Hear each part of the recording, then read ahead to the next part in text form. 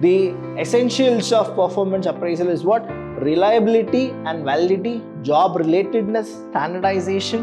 If the organization will not take care of the employees, definitely a day will come where employees will not take care of the organization. The goals should be like a kind of an agreement between the employer and the employees. Ongoing cyclical nature of the process falls apart and productivity dips.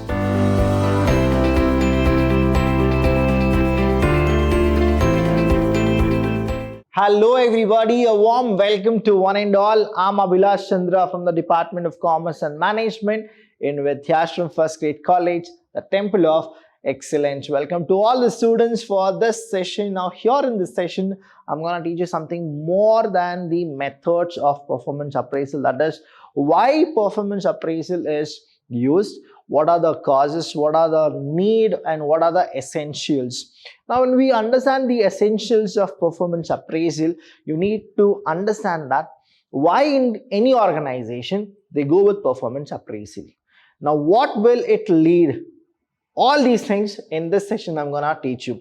The first one here we have as essentials of performance appraisal. So the first one is reliability and validity. How much is it reliable and how much is the validity of performance appraisal? We should know that. That is what the essence is all about here. Now, job relatedness. Next we have standardization. See, all these three things, reliability, validity, job relatedness and standardization. Now this is one story which you people need to understand. Now whenever the organization where the parties are there, we call them as the employer and we have employee. Now here we have the HR manager. Now this manager is a person who should understand that what is the contribution of each and every employee and what are the things the employer is offering to the employees. How well the employee is actually fulfilling the work of the employer. Now this is your employer. Now understand, the first thing is the employer will give the HR manager to go for a standardization. Standardization.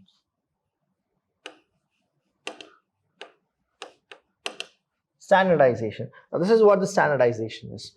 And when he goes for the standardization, now understand, here we have the graph of each and every employee.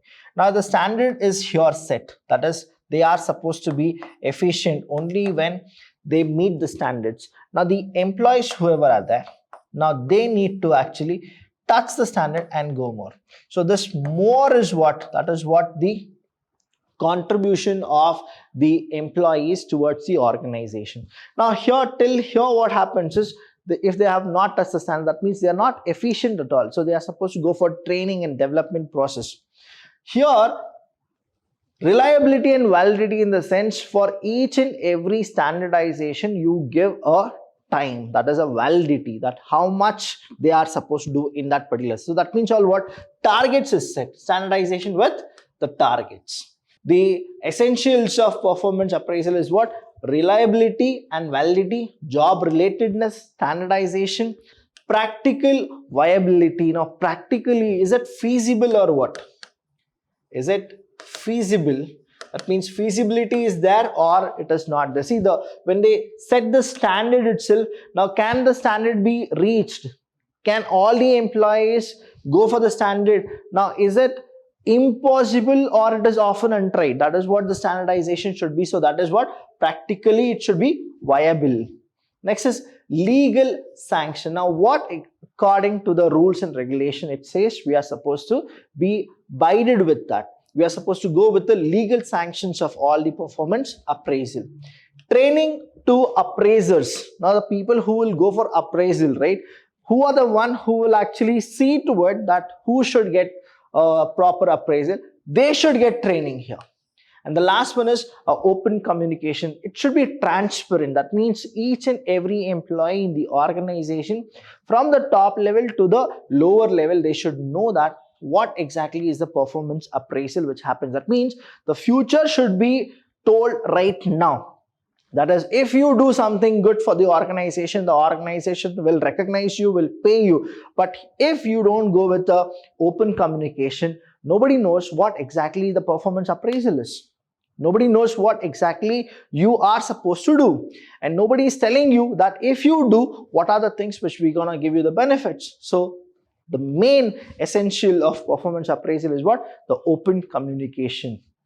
Next one we have is suggestions to improve performance appraisal. The first one here we have is high performing organization take a rigorous and disciplined approach. Because see, if the organization will not take care of the employees, definitely a day will come where employees will not take care of the organization. That's why any company who goes with a high performing strategies or high performing growth is there, they'll go with a rigorous and disciplined approach to conduct of performance evaluations. They'll always check for the standards. They'll always go with the ethics of conducting performance appraisal regularly. And the next one we have is good performance evaluation requires committed leaders, courageous supervisor, and open employees. See, understand, there are three people who are in need when it comes to performance appraisal. The first one is the boss who is actually there, who can actually tell what exactly the people are actually doing. Is it right or wrong? That is committed leadership. Now there is this person who's like committed leadership should be there. And next is what? You need to actually have a very stronger supervisor. Say the supervisor who can actually, without bias, he or she need to see to it that who and what they are doing it. And next we need to have an open employee. Like when I say open employee, that is they are supposed to take all the work and they are supposed to prove to the management that they are the people whom the management is looking for. So what is it? We need committed leaders, courageous supervisors, and open employees who can work for the benefit of the organization. Next, 10 ways to improve performance appraisal. I have given here 10 of the ways, where 5 is here right now. Now 1, 2, 3, 4, 5. 5 is here. In the next one, we have 5 more. So the first one is set goals effectively. So what are the goals? See, always we need to go with a goal-oriented process. Goal-oriented process. Next, begin with performance planning. That how exactly, see, planning is what? Predetermined objective. Predetermined. Next, we create an ongoing process. So ongoing process means what? Continuous process. Continuous process. Continuous process. Improve productivity through better goals management. That means what? You need to always go with qualitative. Quality. And the last one here is gather information from multiple sources. Means what? Now you are supposed to drag more information, or we can also call that as the feedback, suggestions, right? All these we are supposed to go with it. So we have what? The feedback, FEEDBACK, feedback now. So these are the things which are the ways to improve the performance appraisal. Next 5 I have given here, that is we need to always make a document. That is whatever is there, we are supposed to record it. We need to record each and everything. Each and every employee performance appraisal should be maintained and it should be recorded, whether it is good or it is bad or it is average. Everything should be recorded. Documentation is very, very important, or else you will forget what is that the good things they have done in a day. Prepare and train your managers. See, managers, they should not be biased, so there should be no bias. Done. Next is perfect. That is perfect the performance review. So whoever goes for it, a review, that review should be truthful. So it should be truthful. Next, link performance with reward. See, whatever the performance we go with, if it is not recognized with something called reward, only appreciation is there, saying, okay, you are doing good, you are excellent, you are the person, you are the star. Like that, if you tell once or twice or a week or a month, that person will feel good, but it should get converted to rewards. That is what it is. And the last one is encourage full participation, and then only you will get what? Success. So here workers participation management will come. So people should actually participate wholeheartedly, and that is how the success will be touched. So these are the 10 ways of improving performance appraisal. The first one we'll go here. The first one is set goals effectively. How is that we are supposed to go with the setting of the goals? Now the goals should be feasible. The goals should be like a kind of an agreement between the employer and the employees that if you finish the goals or if you successfully touch the goal, then employer is there who will recognize you, convert that appreciation into the reward system. Now here goals are basis of an effective performance management process. There are two key elements to consider when developing goals. The first one is the objective clear or not? That means whatever the goal is written, is it clear or the objective mentioned is proper or not? The second one here we have is what? Whether can we achieve the business strategies and what are the direct contribution what we are supposed to do. If those two are proper, then we can actually set a goal. So here you need to understand whenever we set any goal, we need to know that is it feasible? Can we do it? And always you need to go with two of the things. The first one is there any clear statement or clear objective? After that, you need to understand that what is that your contribution is to accomplish those goals. Next one we have is to begin with the performance planning. Now understand, planning is what? Planning is a future course of action which bridges the gap between what you are and what you want to be. Now here, using established goal as a basis, performance planning sets the stage for the year by communicating objectives. Now here there are people. This person is a manager. Now he need to communicate each and every person whoever is in the lower level. So that is what he should plan, that how exactly the work should be given. So that setting an actionable plan to guide the employee to successfully achieve those goals. Now here we have this person is in the top level, here we have in the middle level, here we have supervisor level. So each and every person need to get that particular planning properly. Only then this person will get to know that what exactly he should do it. Next we have is performance planning has with all the other step is to collaborative process between the manager and the employees. So the manager and the employees. Now we have this employees, here also employees. Here we have the middle level here. So we'll go with the middle level, the supervisor level, then the lower level. Let's go with lower level. Done. Begin with the job description and identify major job expectations. Then can clear the each major role. So here each and every person need to actually clearly know that what is that they are supposed to do. Setting the goal is done. The next one is what? You need to communicate what exactly the plan is. Now create an ongoing process. When I say ongoing process, please understand it is called continuous process. Continuous process. Continuous process. Now performance management includes goal setting, that is performance planning, performance monitoring, feedback, coaching, and everything. It should be continuous. So what are the things here? The first one here we have is, let's go like this, 2, then we have the third one, the fourth one, again from the first one. So it is like continuous ongoing process. Ongoing process.